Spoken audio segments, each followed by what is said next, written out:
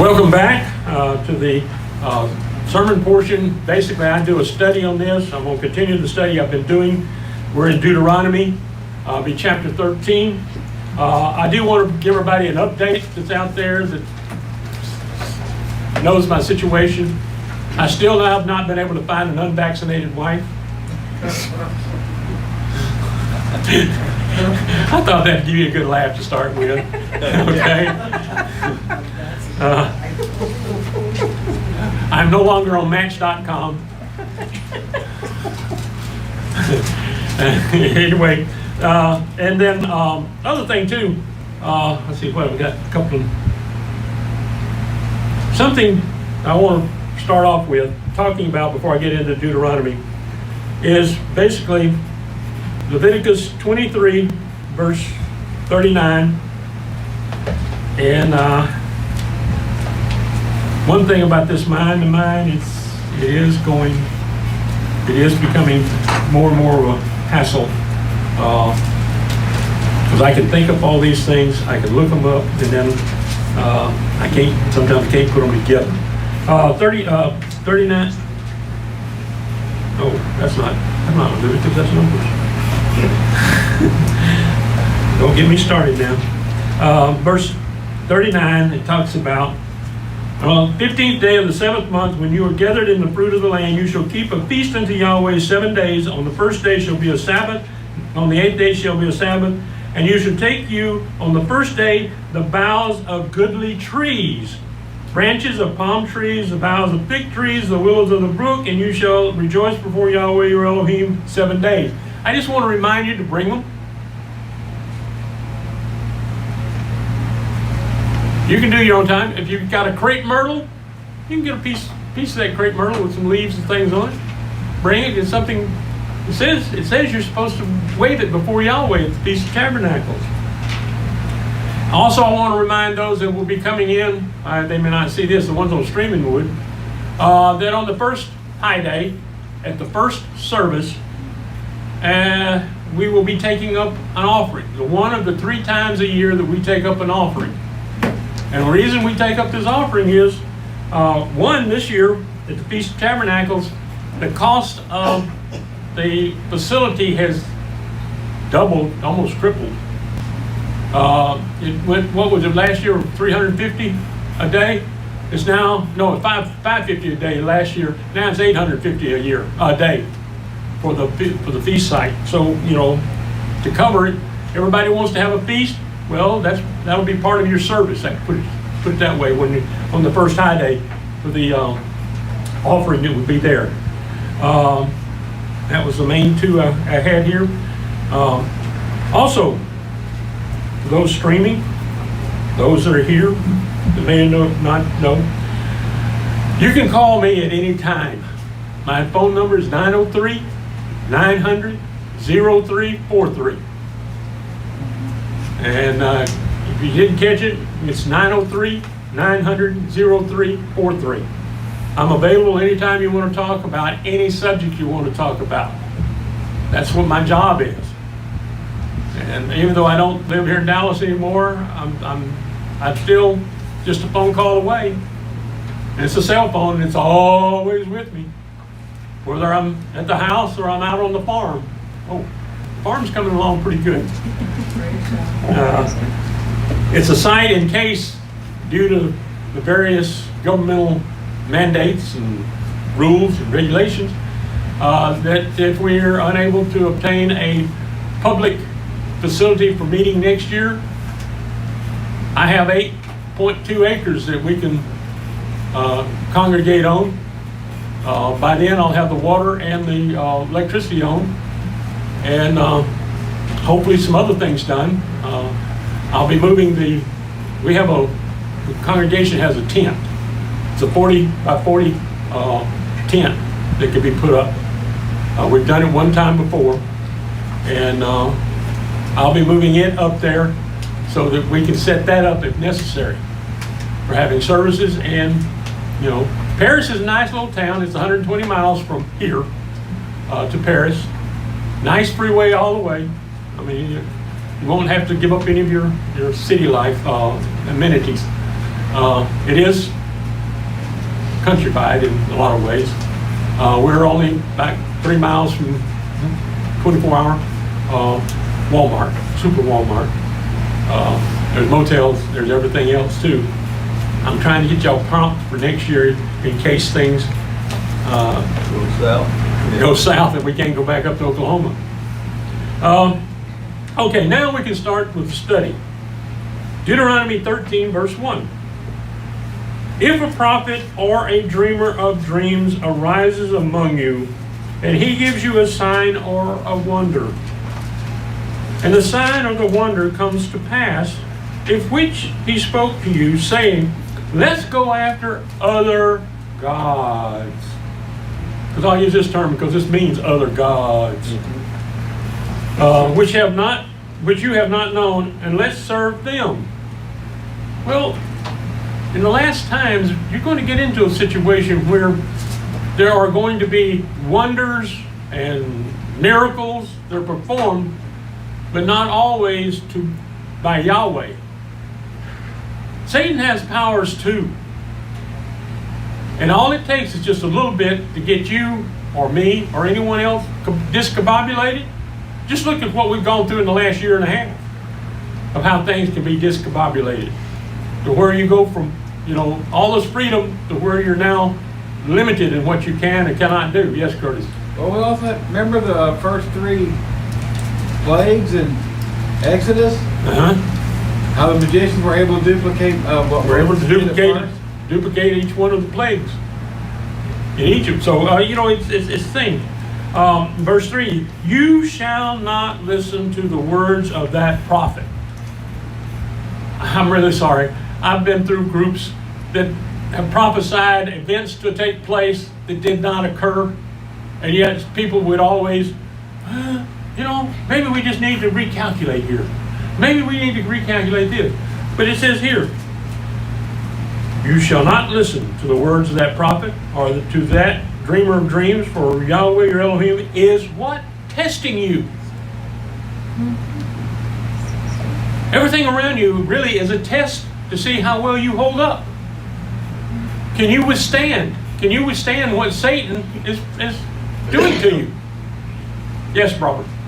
Well, and see, this year is also like a warning because the prophets have already been established, and the prophecies have already been established. So when you have people that even nowadays declaring that they received a vision or that Yahweh spoke to them, or and they don't, and even though most don't even use the name of Yahweh, but we're clearly warned not to listen to that. It is a test. It is a proving to see if we know and acknowledge and recognize the word of Almighty Yahweh. But also you have to be able to be knowledgeable enough to recognize that what he is telling you is true. Then the word ran out.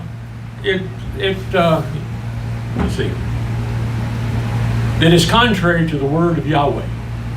Because there's too many of them out there that can come up with these formulas and these situations where, you have an objection, well, then they can come up with another new idea. And if you have an objection, then they come up with another idea. Well, if they can't get it right the first time, then they're not from Yahweh. It says, testing you to know whether you love Yahweh your Elohim with all your heart and with all your soul. You shall walk after Yahweh your Elohim, fear him, keep his commandments, and obey his voice, and you shall serve him and cling to him. This is all a prophecy in itself, because Moses is called a prophet of Yahweh. And what he's prophesying is, if you do this, then Yahweh will do this, this, and this. If you don't, Yahweh will do something else to you. Verse 5, that prophet or that dreamer of dreams shall be put to death, because he has spoken rebellion. And that's really the point. Rebellion against Yahweh your Elohim, who brought you out of the land of Egypt and redeemed you out of the house of bondage, to draw you aside out of the way which Yahweh your Elohim commanded you to walk in, so you shall remove the evil from among you. This applies to people that come out of the world. Where you've been out there in that world, indulging Satan and his minions. He's talking about when you come out, you need to put all of that away from you, and you need to keep his commandments, obey his voice, and you shall serve him and cling to him. Verse 6, if your brother, the son of your mother, or your son, or your daughter, or the wife of your bosom, or your friend, who is as your own soul, entices you secretly, saying, let's go and serve other gods, which you have not known, you nor your fathers, of the gods of the people who are around you, near to you or far off from you, from the one end of the earth even to the other end of the earth. And basically, that is any religion that doesn't worship Yahweh. Yes, Bob? I think just reading this, people don't realize, I think most people don't realize that another God can pop up in the future. I mean, we don't know what kind of deception is going to be coming down the line. Look at how many already exist. Well, okay, I mean, and the persuasions that Second has Thessalonians gone along 2. with it. Now, you work a miracle with it and see what happens. Right. Second And people get Thessalonians 2, sucked Bob. into that so fast. So we've got to be careful. I mean, apparently, you know, everything's already been set in motion in Scripture here. We know Right. what to do. We know what to expect. And so if something comes up and a new, maybe not a new, but a rerun of some of the gods of the old, you know, the pagan ones. Reruns of the ones that are existing now. Yeah, whatever. Yeah, I mean, look at the deception we have right now. In religion, it's ridiculous.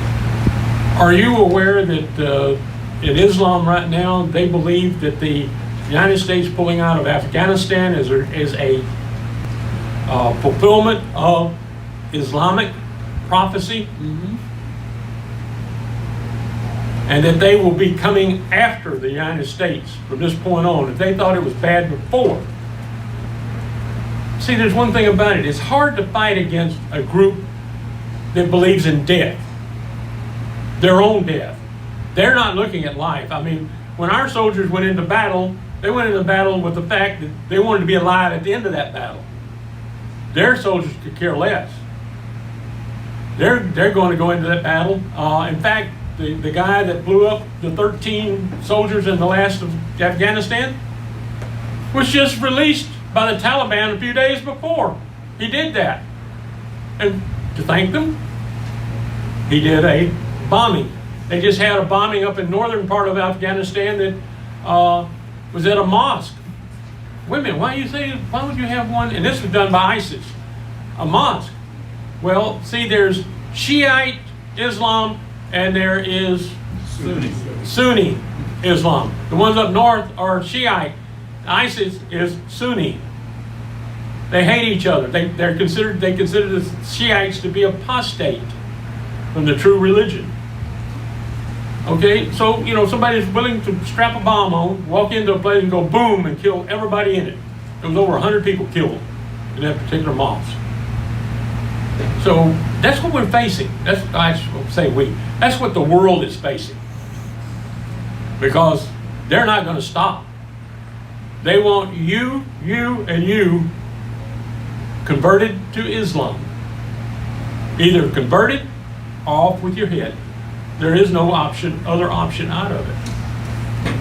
So, you know, it says, when he talks about these people around you, it talks about, could these apply to doctrines that applied to other gods or churches? Because, I mean, we're not just talking about Christianity. We're talking about Hinduism. We're talking about any and everything else that is a religion in this world. Yes, Curtis? Actually, a lot of these gods, so-called gods, are not actually just dumb idols. Check out Leviticus 17:7. Leviticus 17:7, go ahead and read it. They shall no more offer their sacrifices unto demons, whom they have played the harlot. This shall be a statute forever for them through all their generations. Yeah. And some of those gods. Yeah, some of those gods are actually demons. Yes. They Because- they have power of some kind or another. Well, that also is why people would tend to follow them, because these demons can produce miracles and signs and wonders. You know, how many of you ever figured out how they actually make an elephant disappear? What is it, David Copperfield? Or who was it? How did he make this? How can you make a full elephant? How can you make an entire building disappear? And yet it's still there. But your eyes don't see it no more. There are so many things that can be done to you and me and all, and mind control.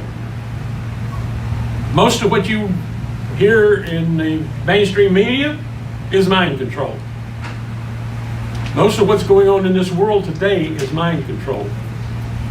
They say key words that trigger people, and most of the time it triggers people against each other. Because that's the whole idea. You know how the British Empire survived as long as it did? Is because every country that it conquered, it looked out all of the different groups and found out who they were and what they believed in, and they used that against each other. So they were in constant conflict, and as long as they were in constant conflict, they couldn't gang up together and go against the British. You know, that's how you do things. You go in and you create this conflict. You look at what's going on in the Middle East right now, the conflict that's going on. I find it really interesting that they talk about the Hamas and the Palestinians being anti-Semites. Kind of hard to be. They're all Semites. They're all descendants of Shem. They're cousins of the Israelis. What do you want to think about it all? Look at how many of them came from Lot and his sons, or daughters, I should say. It's all a big family feud. It's all one big family feud. It always has been. But you know, it's very easy to get sucked into all of that. It says here in verse 8 of Deuteronomy 13, you shall not consent to him, nor listen to him, neither shall your eye pity him, neither shall you spare, neither shall you conceal him. You know, he's just talking about he's to be stoned, or she, or whoever. Verse 9, but you shall surely kill him. Your hand shall be first on him to put him to death, and afterwards the hands of all the people. The problem we have in this world is we are unable to carry through on that very item in anything that Yahweh has decreed. The world out there does not believe in actually carrying out capital punishment of any kind. Sometimes it happens, but not because of the fact that they're really wanting to do it. It's because the person sometimes is so horrendous in what they have done that everybody can't look the other way at what they've done and still have them in the world. But that's what Yahweh is. You have to take them apart. You have to take them out. Verse 10, you shall stone him to death with stones, because he has sought to draw you away from Yahweh your Elohim, who brought you out of the land of Egypt and out of the house of bondage. All Israel shall hear and fear, and shall not do any more wickedness like this among you. If you shall hear about one of your cities, which Yahweh your Elohim gives you to dwell there, that certain wicked fellows have gone out from among you, and have drawn away the inhabitants of their city, saying, let's go and serve other gods, which you have not known. Then you shall inquire and make search. Means you don't just do it because you feel like it. You sit down and you have basically a trial and ask diligently, behold, if it is true and the thing certain that such abomination was done among you, you shall surely strike the inhabitants of that city with the edge of the sword, destroying it utterly with all that is therein, and its livestock with the edge of the sword. This is talking about if these people have turned away from Yahweh, not talking about the person that led them away, but they followed. They are to be treated the same. Look at the followers of, guess who? Back at Sinai? Yeah, Korah. The ones that followed Korah. Everybody that was with him The earth opened up and swallowed them. Zoom, they were gone.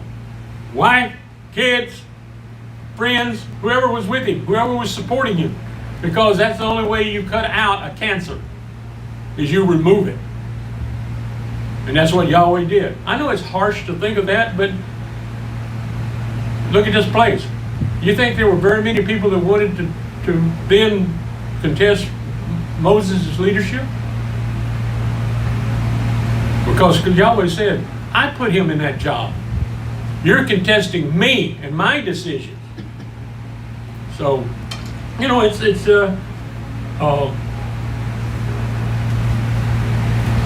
I was trying to think of it. Let's see. Verse 16, you shall gather all its plunder into the middle of the street, and you shall burn with fire the city and all its plunder to Yahweh your Elohim. It shall be a heap forever. It shall not be built again. But remember also about the situation of the person who took something from the city of Jericho and hid it in his tent. It wasn't just him. It was his wife, his kids, his livestock, his belongings. They all took it, piled it up, and burned it. So, we have examples of it in Scripture.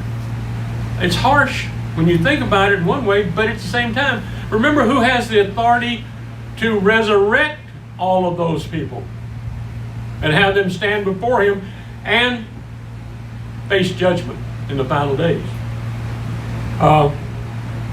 Verse 17, nothing of the devoted thing shall cling to your hand. If it's something that's devoted to Yahweh, you shall not hold on to it. That Yahweh may turn from the fierceness of his wrath or his anger and show you mercy and have compassion on you and multiply you as he has sworn to your fathers. So, Moses is standing here on the east bank of the Jordan River before they are to cross over. And he's going through all of this. He's telling them one last time, this is what you need to understand. This is how you're supposed to live your life. Don't look back. When you cross that river, don't look back. Don't look back at Egypt like you did the first time. Of course they did. Yeah.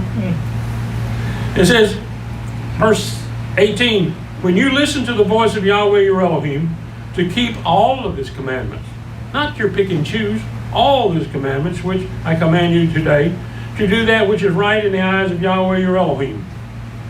Going into chapter 14, verse 1, this is a chapter that he again reiterates and talks about what is considered clean and unclean foods. Chapter 14, verse 1, you are the children of Yahweh your Elohim. You shall not cut yourselves, nor make any baldness between your eyes for the dead. Don't follow the example of the world around you as to how you observe for that. Cutting yourself. Tattooing is one portion of cutting yourself. Others is just basically people cutting marks. There's whole tribes of people that they think it's beautiful to have all these welts on their body because they've taken and cut the skin to cause it to swell up.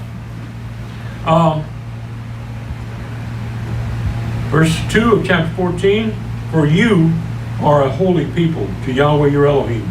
And Yahweh has chosen you to be a people for his own possession above all peoples who are on the face of the earth. Think about it. How many possible millions of people existed in the earth at the time that this all took place?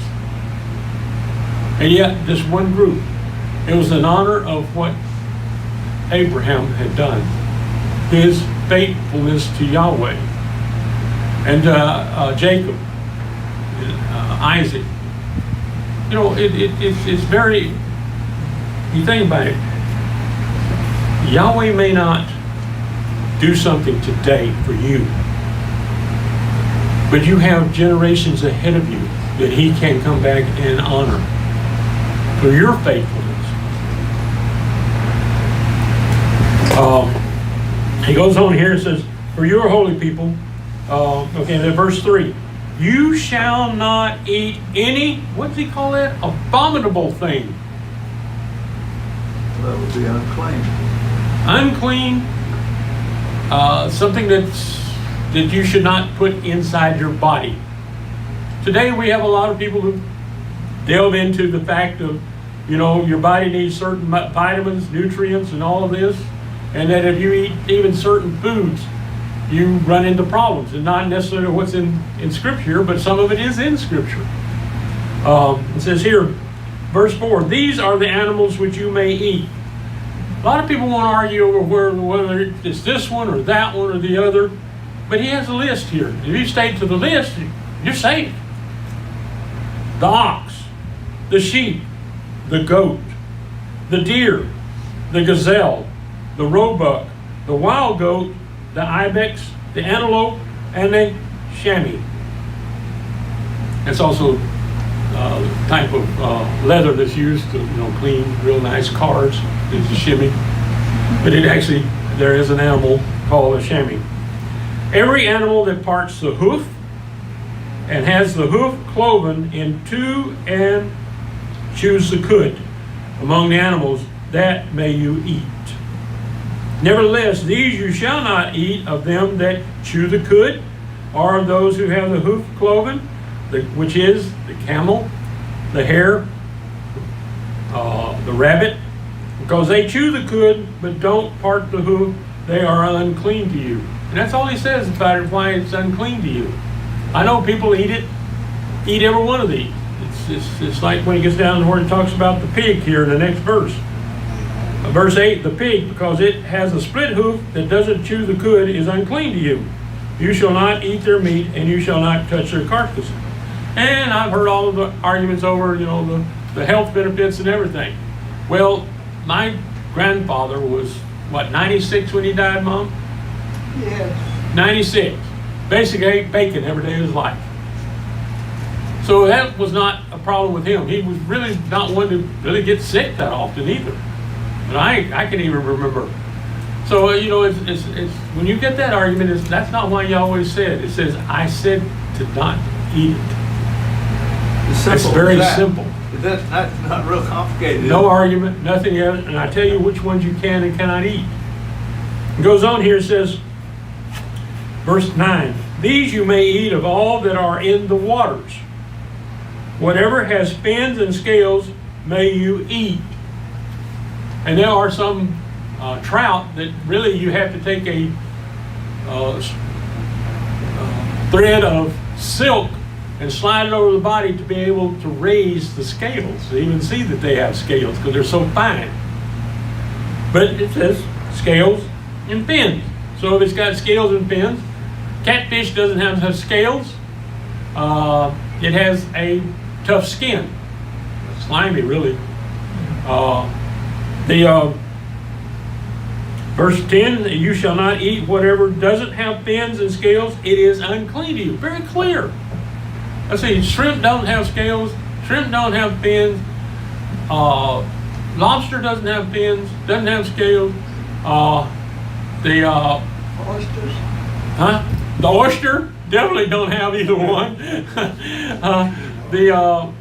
I'm trying to think of some of the other things people eat. Scallops. All this stuff don't. So, you can't work your way around. And then he goes to verse 11 and says, of all the clean birds you may eat, but these are they of which you shall not eat. The eagle, the vulture, the osprey, the red kite, the falcon, the kite after its kind, every raven after its kind, the ostrich, the owl, the seagull, the hawk after its kind, the little owl, the great owl, the horned owl, the pelican, the vulture, the cormorant, the stork, the heron after its kind, the hoopoe, and the bat. I actually saw a hoopoe in Israel. Couldn't tell you if I saw another one, but they were pointing it out to us because it was in the traffic circle as we went around the traffic circle. Because it's on the migration path from Europe to Africa. The hoopoe and the bat, all winged creeping things are unclean to you, they shall not be eaten. Of all clean birds you may eat. Remember about, I guess nearly 20 years ago now, the big fad here in Texas was ostrich. That was the new steak. a friend of mine was helping somebody to raise a flock. Dumbest bird on the face of the earth. I mean, literally. From the day that they're born, they're looking for a place to die. They do everything to do, because when an ostrich lays an egg, they don't sit on it like a nest.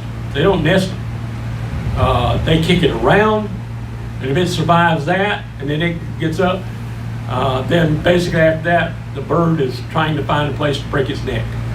Because that long neck, he had some, and it was in a chain link fence area about the size of this room here.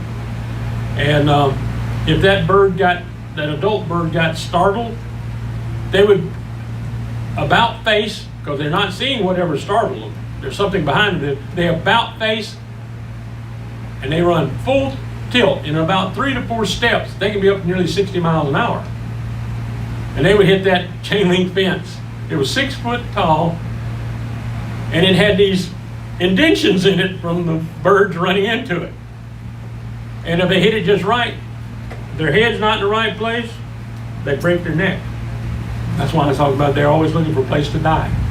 But it became the superfood of it was supposed to be the leanest meat out there and all this type of stuff.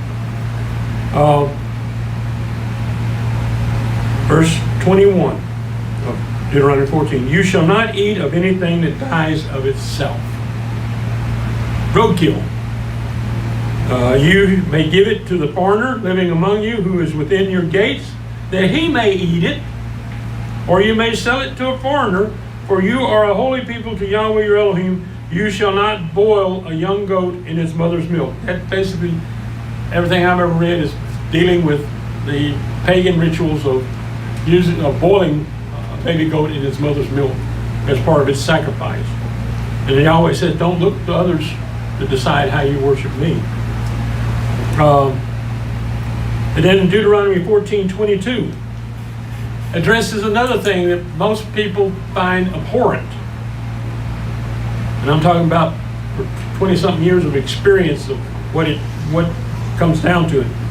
You shall surely tithe all the increase of your seed, that which comes out of the field year by year. Well, that doesn't just talk about the normal tithe. The Gill's commentary says this was a different tithe from that which was made and given to the Levites. And even, sometimes they didn't want to do that. And as you'll see in the next verse, it's explained. You shall eat before Yahweh your Elohim in the place which he chooses to cause his name to dwell there, the tithe of your grain, of your new wine, and of your oil, and the firstborn of your herd and of your flock, that you may learn to fear Yahweh your Elohim always. There is a tithe for the Levites, both priest and non-priest, and a second tithe for the Israelite, you, widows, to support the widows, the fatherless, and strangers. This is how we are to finance the cost to attend the festivals of Yahweh. In other words, travel money to attend the 3 festivals in a year. That's how it's paid for, in case you've never figured that out. Verse 24. But also, a tithe is, for us nowadays, since we don't have Levites, is what pays for what's here. For the connection to the internet. For the iPad that's recording this, or broadcasting it on streaming. For the cameras that record this, for the equipment that records the CDs and the DVDs, and for the equipment that's sitting over here on my right, for duplicating the CDs and DVDs, and for printing the labels on the CDs and DVDs. Plus the air conditioning, the lights, the building, and the place to meet and to be out of the world for at least one day a week. And that's what any money that's donated, we send you a receipt at the end of the year, and we appreciate whatever you do to help cover the cost, because we are a small group. He goes on here, says, if the way is too long for you so that you are not able to carry it because the place is too far from you, which Yahweh your Elohim shall choose to set his name there, when Yahweh your Elohim shall bless you, then you shall turn it into money and bind up the money in your hand, and you shall go to the place which Yahweh your Elohim shall choose. You shall trade the money for whatever your soul desires, for cattle, for sheep, for wine, for strong drink, or for whatever your soul asks of you. And you shall eat there before Yahweh your Elohim, and you shall rejoice, you and your household. You shall not forsake the Levite who is within your gates, for he has no portion nor inheritance with you. So also, they were to take the Levite to the feast, to the festivals, okay, providing food. Well, let's put it this way. If you are a farmer, rancher, whatever, and you have a flock, herd, or say 100 bushels of grain, more than what it's going to take your family to live with in the next year, you can take it to the feast. You were to take it to the festival sites, and like you said, sit there before Yahweh and eat and consume what He has given you. Because you cannot produce one grain, you cannot produce one animal. You have not got the power. Your herd might reproduce, and it may not. Your grain may grow, or it may not. It's all relying upon Yahweh. Everything out there is tied to Yahweh. Literally, you think about it. And being tied to Yahweh, you are tied to Yahweh. Let's see, I'm trying to remember what the one is. The golden cord, is that what it is? That when it is cut, which is basically when you die, when Yahweh turns you off, literally. Because see, there's one thing about it. You may eat everything you want to eat, but unless it goes through your system and is digested and is provided to your all the cells in your body, you're going to die. It's just a simple thing. Everything out there that's out there, everything that you see around you is supported by the direct action of Yahweh. He keeps you alive. He keeps your family alive. He provides, if you are growing a garden, He provides all of the plants and how to develop. Have you ever looked at what it takes for a plant to grow? We're talking about from a little seed. You can get a plant that's higher than my head, covered in all kinds of fruit, or you can get a plant higher than my head that has nothing on it. It's still left up to Yahweh. Because everything there is what He's put into it. You ever looked at the miracle of life? You know what Yahweh says in here? It says, the life is in the blood. So when people want to start talking about when does life begin, it's when blood is present. That's life. Who provided that blood? Where did that blood come from? Where did that sperm or that egg come from? A woman is born with every egg that she's ever going to produce. Men can produce sperm up until the day they die. And that's the thing about it is, and where does it come from? You ever thought about it?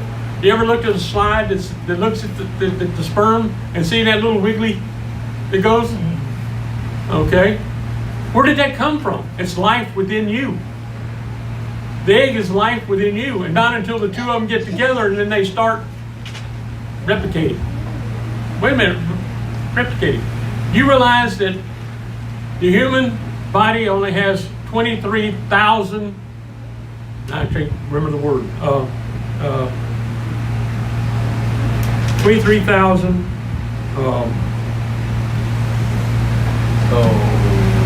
I'm trying to think. That have to do with DNA? DNA and your chromosomes and all this. Only 23,000 pairs. Which one of them tells it to make a finger? Which one? They actually looked at the DNA strand and they cannot find anything that shows exactly how to make a finger. But you realize there are animals and birds, there are other that have 31,000 chromosomes. I hope that's the right word. But what makes the person? It's what Yahweh makes the person. That's the building block that He starts with. And He guides how you develop and what you develop, whether you're male or female. None of this gender dysphoria, that's in the mind. That's a mental condition. If people don't like me saying that, I'm sorry. That's what it is. That's what even all the psychologists will tell you it is. It's something that the person can change. Just because you think you're a girl when you're a boy, or born with a boy, or vice versa, doesn't mean that you are a girl. You are still whatever you were born. Okay? So, I get into this. I have to be careful what I say because we're on the internet. We're on YouTube. And basically all it'll take is somebody complaining and we get a warning or we get kicked off. So I'm leaving out a lot of stuff that I could say, but it is now called censored internet. And you have to censor your comments. That's why I said if you call me, we can talk about any subject. And if you come to the Feast of Tabernacles, we can sit down and talk about anything that's on your mind. And what's in Scripture, what's not, and what's going on in this world. And how we can live according to Yahweh's will without having to give in to the world. Yes? What you're looking for is there's 23 pairs of chromosomes. No, 23 pairs? Well, no, the one I'm talking about is, it's in your DNA. In that chain of DNA, there's only 23,000 pairs.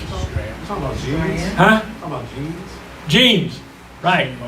23,000 genes. We got that straight. That's what I get when I don't put the note in here. And it comes off the top of my head when I get into the right place. Aren't the genes, though, are connected to the DNA, aren't they? Yeah, they're in the DNA. But what I'm saying is, there's 23,000 genes, and not a one of them is specific to a finger or any other part of your body. And you just think of the miracle of this hand and what develops. It develops. My mother had no control over how it developed. She had no control over if it developed. I know people that, women that had morning sickness back in the 50s. And they took a new pill for morning sickness. And when the babies were born, they didn't have hands, they didn't have feet, they didn't have arms, they didn't have legs. Betty went to school with a girl. One leg was shorter than the other. She had no hands, so she had to use the little parts of her forearms and everything to do things. To tie your shoes. You ever thought about tying your shoes? Changing clothes. How much these hands you rely on doing everything in your life. And so, so it's very important. And they can't grow you another one. At least they haven't so far. Because they can't find where it is that tells how to grow. Something along that line. They can create ears and they can create some other things, but they have to start off with actual cells of the body that comes from an ear. They just don't get it out of nothing.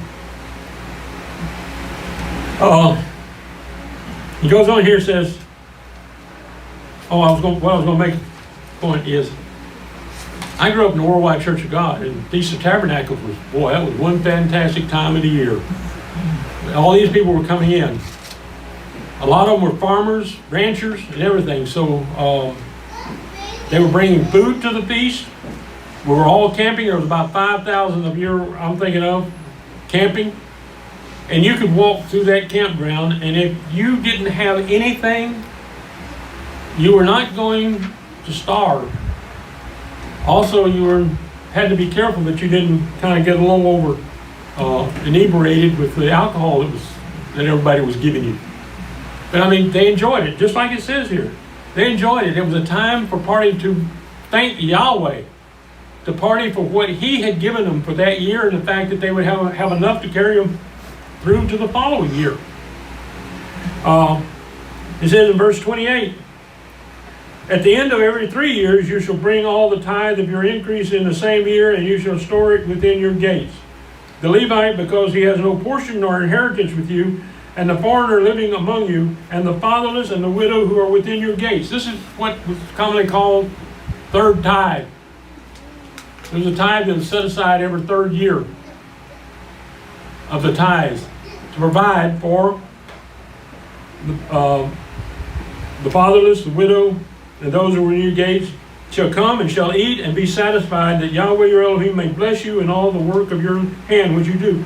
Nothing is greater than being able to give people food, clothing even, provide for them, for those that believed in Yahweh. Because there are just some people that you just cannot manage money, cannot manage a farm. That's why it was set up that every 49th, 50th year, the release, the land came back to the family. You never could lose the family farm. Well, I'm fixing to get into the next subject. Chapter 15, verse 1. At the end of every 7 years, you shall cancel all debts. Wouldn't that be fantastic? Your student loans are all gone. Your house is now free and clear. Your car is now free and clear. You don't owe anybody anything. Wouldn't that be fantastic? Verse 2, this is the way it shall be done. Every creditor shall release that which he has lent to his neighbor. He shall not require payment from his neighbor and his brother, because Yahweh's release has been proclaimed. Of a foreigner you may require it. Now you didn't have to release the foreigner. But whatever of yours is with your brother, your hand shall release. Whatever he owed you, you tell him it's free and clear. Everything's copacetic. However, verse 4, there shall be no poor with you, for Yahweh shall surely bless you in the land which Yahweh your Elohim gives you for an inheritance to possess it. You didn't really have a need to build up tremendous wealth. What were you going to do with it? You couldn't carry it with you when you died. You enjoyed what you had when you had it. You provided it for others to help them, to make them get over the hump. If only, there is a caveat to all of this, if only you diligently listen to the voice of Yahweh your Elohim, to observe to do all this commandment which I command you today. For Yahweh your Elohim will bless you, as he promised you. He will lend to you, you will lend to many nations, but you will not borrow. You don't know this country, does it? I mean, we're just created more debt than we will ever be able to pay off. Our grandkids and great-grandkids won't ever be able to pay it off, as we add more debt to it. What is happening in China right now? Are anybody familiar with Evergrande? Evergrande is the world's largest commercial building corporation. I think there's somewhere like $3 trillion in debt. They built ghost cities in the deserts of China, ghost cities in Africa, and I think there may even be some in Central and South America. When I say ghost cities, they built an entire city, high-rise apartments, as far as the eye can see. All factories already in place, ready to go. No people. Even though China has the largest population on the face of the earth, because the people can't afford the rent on the buildings that were built. They've reached that point, just like they did a few years ago with the housing situation here in this country. They've reached this point that there's no more new money coming in with which, see, because they were making money hand over fist for everybody that was investing. Well, the investment started drying up. New money started drying up, so they couldn't pay the debts they had with what's due. They had $300 billion come due. Then there was to be the next day or so $700 billion of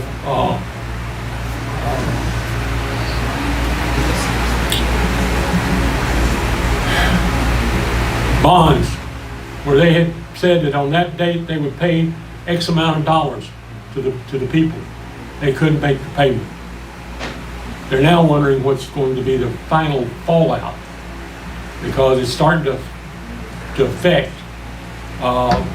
Then there's a company that's moving in whose whole purpose is to find companies in trouble like this and buy the companies for pennies on the dollar. And so, they move in and they take all of the people's money, because once they do this, all of that's canceled. They're not going to pay any of it all. Now they got this company. I mean, there's all this houses and all this stuff built. But it affects more than just there, because maybe even your retirement may have bought some of those bonds.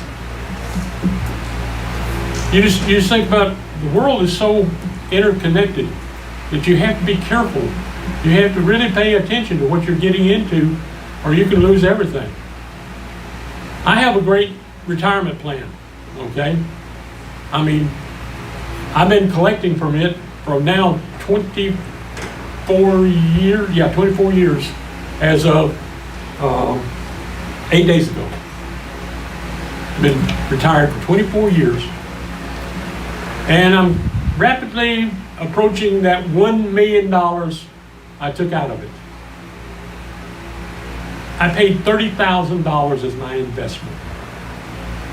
And it's paying back right at $1 million so far. And I'm still upright, and hopefully we'll make it old as my grandfather on my mother's side, but not my dad. Dad passed at 77. I just turned 74. If I go to 95, that's another 21 years. Most likely at least another $1 million. Okay? Making more than I ever made when I worked. Type thing. But at the same time, because they invest in all of these plans, at any time they could go broke. And Social Security is rapidly approaching that same go broke status. So I mean, you look at the things, but I told everybody, I said, at least when mine goes broke, I'll be in the same boat with everybody else. I won't be there by myself. So anyway, that's another reason I've been working this land, because everything I've done to that land is paid for. Nobody has any thing other than the government coming in and saying, well, we like your land, we're going to take it. California, as of yesterday, I believe it was, there is no longer any single family zoning in the state of California. If you are in a single family dwelling and your property is large enough, you can add 2 more houses to that property. Or apartments, whatever, but you can add 2 more units to that property. And the city can't do nothing about it, because the state of California just nullified all zoning.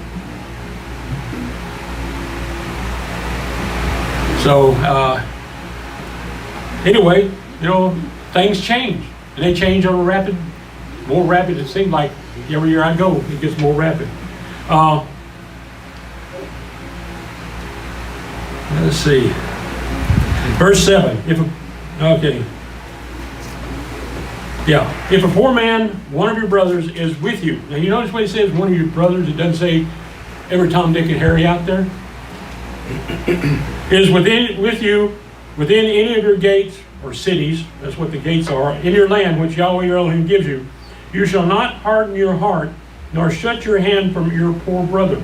But you shall surely open your hand to him, and shall surely lend him sufficient for his needs. It says sufficient.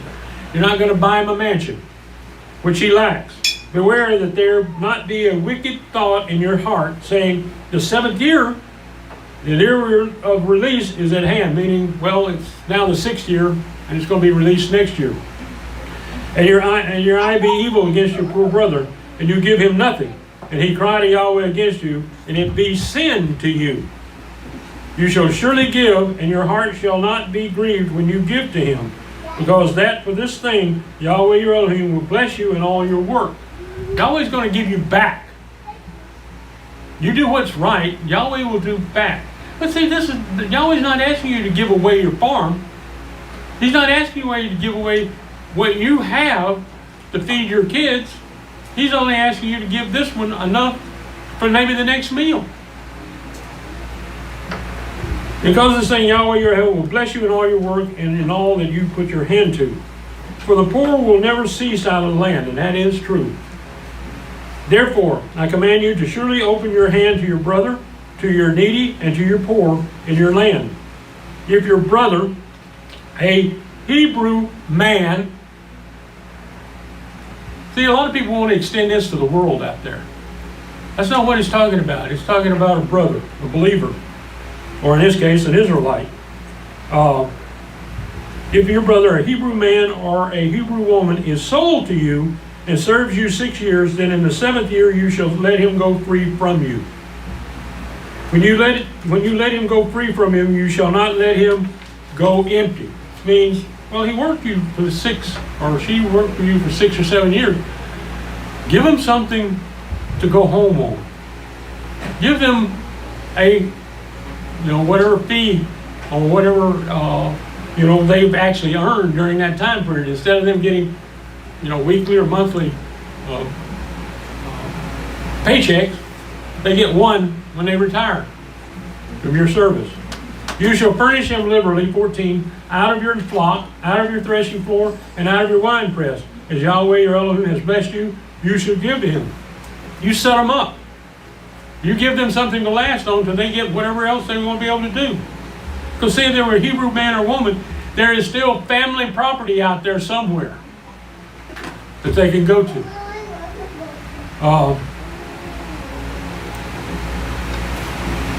Verse 15, you shall remember that you were a slave in the land of Egypt, and Yahweh your Elohim redeemed you. Therefore, I command you this thing today. It shall be, if he tells you, I will not go out from you, because he loves you and your house, because he is well with you. Means he really likes you as a family. Then you shall take an awl. That's like an ice pick. That they used to punch holes in leather.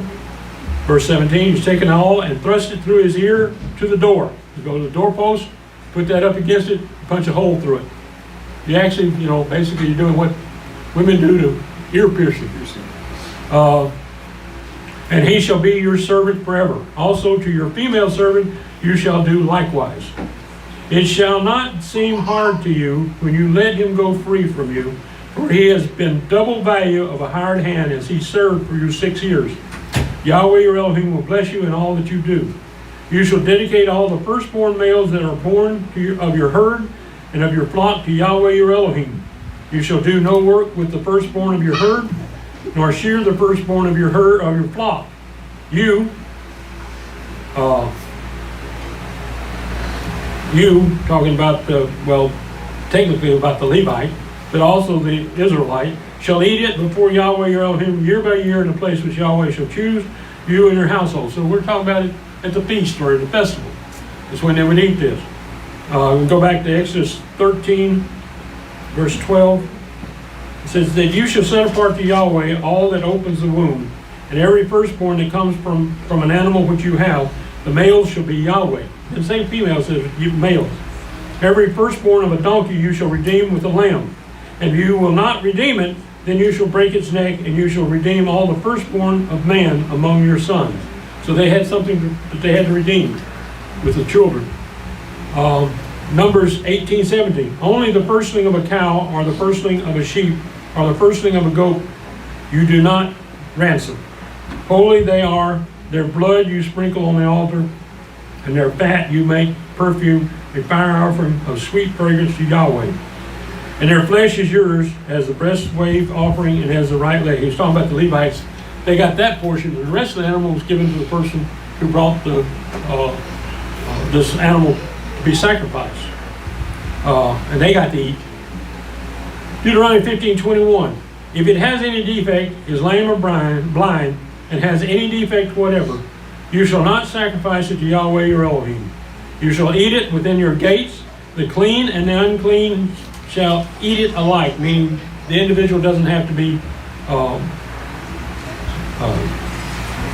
holy and cleanliness, bath, everything. As a gazelle and as a deer. Verse 23, only you shall not eat its blood, you should pour it out on the ground like water. Okay, I'll have to probably start with chapter 16. Probably the first, well, I'm not too sure this year whether I'm going to go through this. I'm speaking twice. I will probably pick this up on the 5th Sabbath of October. There's a couple other things I really want to address during the Feast of Tabernacles, since I don't speak as much as I used to speak. And so I'll take care of that at that time. Just a minute, I got one other thing. And probably I wished I could have gotten into this beforehand, because this talks about the feast days. They're coming up, well, one of them is, I want to remind you that Yom Kippurim, Day of Atonement, plural, is Friday, October the 15th, here in Dallas, at 2 p.m. Bob Widmer will be speaking, is that correct? Mm-hmm. Okay. The Feast of Tabernacles, October the 20th through the 27th, Group Camp number 1, Lake Murray State Park, Ardmore, Oklahoma. The group camp is on the north side of the park, just off of Highway 70, Oklahoma Highway 70. Live streaming will resume Friday, October 15th at 2 p.m. Dallas, Texas. Hallelujah, praise Yahweh, hallelujah, hallelujah.